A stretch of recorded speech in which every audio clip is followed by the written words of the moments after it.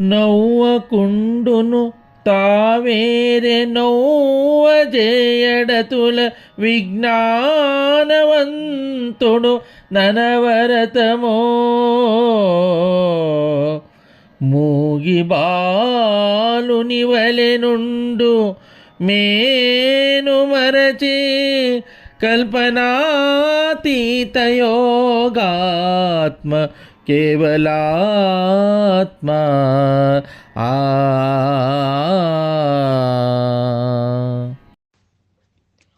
నవ్వకుండును తావేరే నవ్వజేయ డతుల విజ్ఞానవంతుడు నవరతము మూగి బాలును వలెనుండు మేను మరచి కల్పనాతీత యోగాత్మ కేవలాత్మ.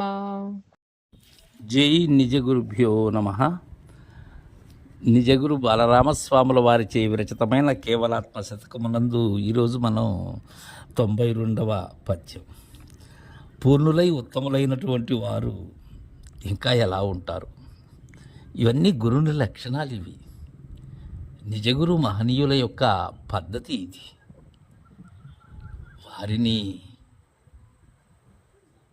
తెలుసుకోవాలి, వారి దరి చేరాలి, వారి సన్నిధిలో మనం మరుగెరగాలి.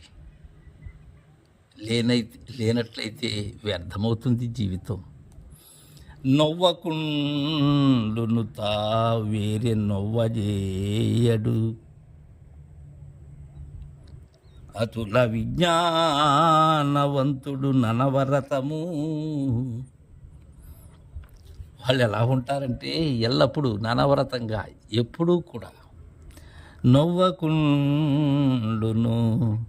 నొప్పి అనేది తెలియదు, ఏ బాధ తెలియదు. బాధ నుండి ముక్తులైనటువంటి వారు ఏ బాధ? భవబాధ. భవబాధనే కాదు, వారికి ఏ బాధ అంటదు. ఇలాంటి వారిని మనం మన మహనీయులలో దర్శించి ఉన్నాం. ఎప్పుడూ ఏకప్రకారంగా ఉంటారు, నిరంజనులై భాసిల్లుతూ ఉంటారు. వారికి నొప్పి ఏముంది? దేనికి నొప్పి చెందుతారో వాళ్ళు? అజ్ఞానంలో ఉండేటువంటి వారైతే ఆ తిమిరాంధకారాన్ని దాటలేక అన్నీ తనకు అలముకొని అన్నిటికీ నొప్పి చెందుతూ ఉంటారు. తావేరే నవ్వజేయ. సరే, ఎవరికైనా నొప్పి కలిగిస్తారా?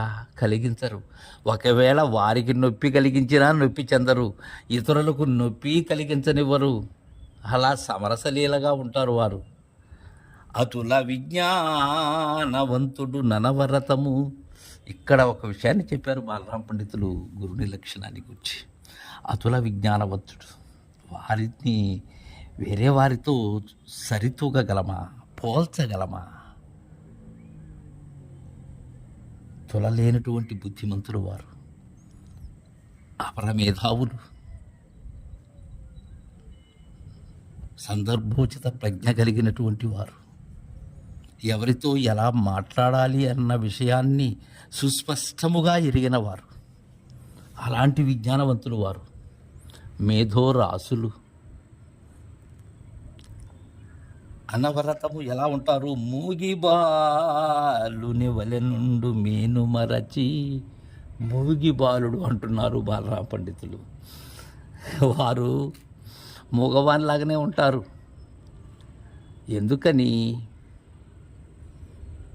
శిష్యులతో తప్ప తను ఆశ్రయించిన శిష్యుని భ్రాంతిరహితం చేసేటప్పుడు మీనా వేరే వారికి మాట ఏమున్నది? నిరంతరము కూడా వారి యొక్క మది ఎలా ఉంటుంది? మూగి బాలుని వలె ఉంటుంది. పలుకు లేదు, మాట లేనటువంటి స్థితిలో ఉంటారు. ఇక మూగి బాలుడుగా ఎవరు వారు?